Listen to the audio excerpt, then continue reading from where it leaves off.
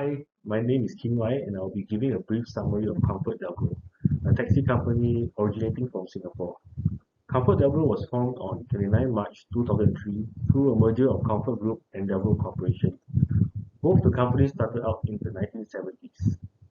During the time of the merger, both companies were already successfully listed land transport companies. Being the first taxi in Singapore, it has gained popularity and has maintained the biggest dominance in the Singapore's taxi market. As of October 2020, ComfortDelGro holds the biggest market share at 46% as compared to the second biggest company shared between Transcab and CityCab at 15% each. As a service provider, ComfortDelGro have a variety of revenue streams. These includes commission from the drivers, subscription of the taxis, and advertisements. ComfortDelGro charge a commission rate of 3.9% of total fare for both rides above $12. To be a ComfortDelGro driver, drivers have to pay a subscription fee for renting a ComfortDelGro taxi.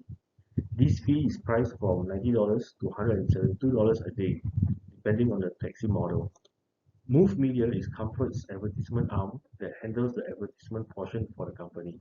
It costs $400 or $500 per taxi to place an advertisement with Comfort, with a minimum order of 100 taxis. ComfortDelGro also has a mobile application that allows consumers to book a ride through the app. I'll be providing recommendations on how to improve the app later on. For now, I'll pass on to Hazel. Hi, I'm Hazel and I'll be touching on the next 4 slides. With Grab and Gojek already dominating the transport app space, ComfortDelGro would really need to identify what other competitive advantages they could have over the rest while building on what had already worked well for them. They could use big data to analyze and understand user behavior and enhance technology to better the experiences of both users as well as their employees. Some area of improvement they can consider. First of all, mindset shift and upskilling of their cabby to embrace technology better. Avail more payment option for customers. Think of more attractive reward so that this could help to encourage return user. And continue to look for collaboration with other platforms. Their recent partnership with Lazada in April 2021 actually allows them to tap on Lazada's huge base of customers, especially the younger demographics. They could also review some of their current surcharges so that their pricing can remain competitive. Some pros and cons of the ComfortDelGro app. What is good is that Comfort does have a large fleet of driver. Hence, when there's a high demand during peak hour, they can actually be able to cater to that high demand. They also introduce Comfort Ride, which is a flat fare on top of the little fare option that customers could look at. Besides using the app to book for a taxi, consumer can also book Comfort Taxi through phone call or SMS. So this will help to cater to the less tech-savvy customer. Children and pets are also allowed for Comfort rides, and they are the only one that is exempted from LTA rule to pick up children without installing of the child seat. The costs will generally revolve around their pricing as well as their surcharges. So in general, their pricing seems to be a little bit higher compared to their competitors. We'll take a look at one example in the next slide. So on the left, actually, we have a comparison whereby for the same distance traveled during non-peak hour, ComfortDelGro, whether is it by Comfort Ride or by meter, seems to be higher as compared to Gojek and Grab. Right. There are also other potential charges that is applicable for ComfortDelGro ride. So on the table on the right, actually, we have a whole list of potential surcharges that could incur in Comfort Ride, such as peak hour surcharge, late night surcharge, and for picked up at certain locations such as CBD and Changi Airport, there will be also additional surcharge that will be applied to the total fare. And when you choose to make payment via some options such as NETS, Alipay, or credit card, there are also payment related surcharges. So with so many options out there where consumer can compare prices, they will definitely go for the cheapest ride. And Comfort should really look into all these charges because this is really one of the main concerns that has been frequently raised by passenger when they make their comparison. Now there are even apps such as Spur that are introduced where passengers can just compare prices across all transport providers at just one glance. To remain competitive, this is one area which I feel that Comfort should really look into. Thank you. While Comfort has dominated the taxi industry, Grab is a dominant player in the ride-hailing scene in Singapore and has even bought over Uber during the initial stage when ride-hailing is gaining popularity. So looking at the mobile applications, Grab is seen as the main competitor. The Grab application already has 10 times more downloads than Comfort's. So let's take a look at the difference between the two and that sets Grab apart from Comfort and how Comfort can apply Grab's strategy to be a stronger competitor within this market. Grab has significantly more options for users to choose from. This would attract more users to the platform as it caters to a wider range of consumers with different levels of needs. Within the normal bookings, Grab also diversifies into different classes to cater to consumers of different spending power. For instance, hiring a Grab Hitch car is cheaper than a regular Grab car. In exchange for a cheaper rate, the consumers trades in the time as the driver would have to pick up and drop off multiple hirers. This caters to different group of consumers who have lesser spending power but more flexibility in traveling time. And this is also applicable for the premium bookings within Grab's application. Another value that Grab adds on is to provide transport services with unique needs.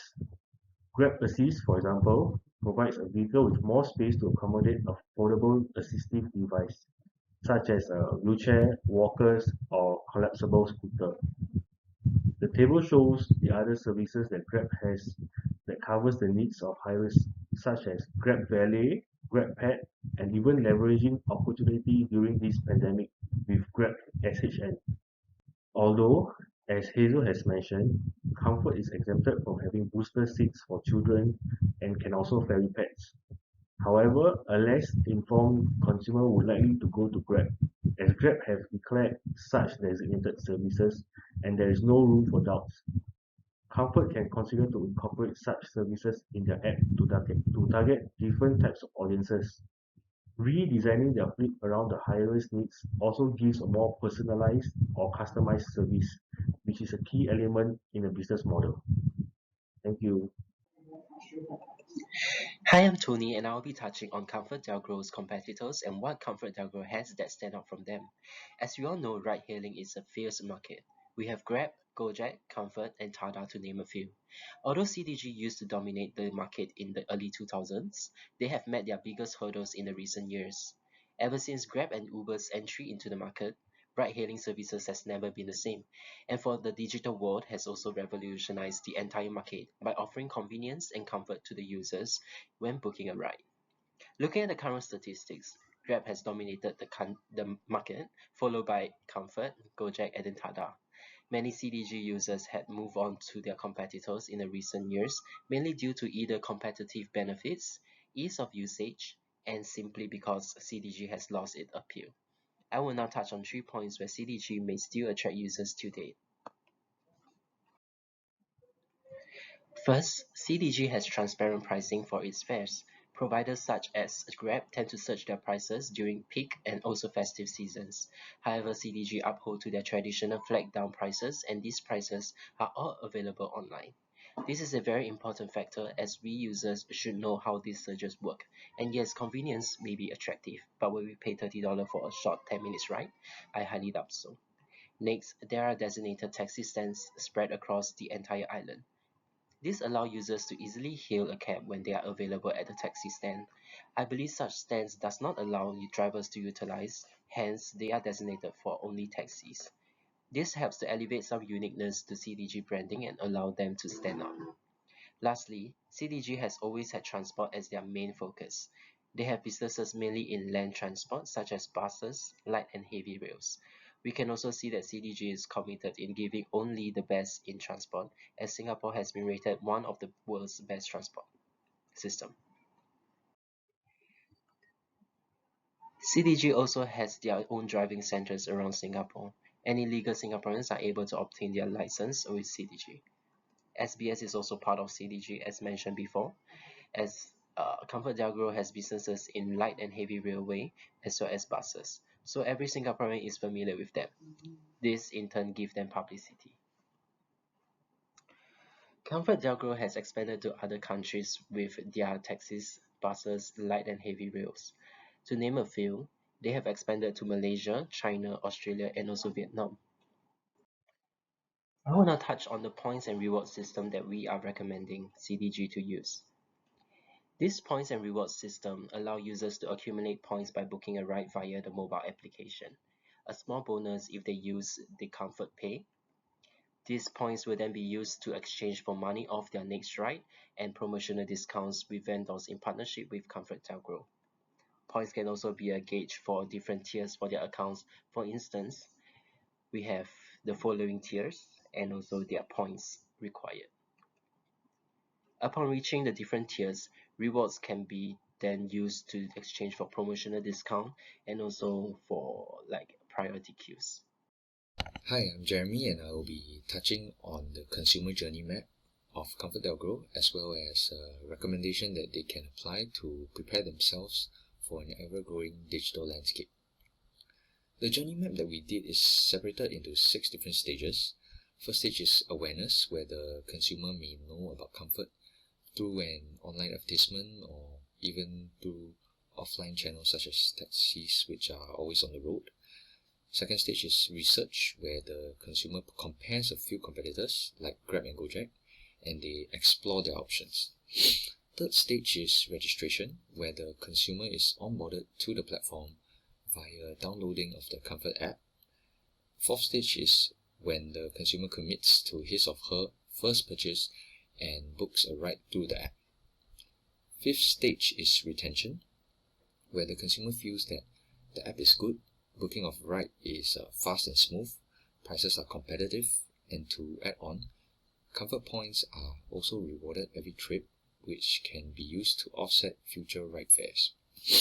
Lastly, the sixth stage and last stage is advocacy, where consumers who feel that the app has greatly benefited themselves would share it with their friends, and the cycle repeats. Next, I'll be talking about a recommendation that Comfort could implement, and that is to introduce their own e-payment system, namely Comfort Pay. This will tie users to the platform, increase recurring app usage, and therefore increasing overall revenues.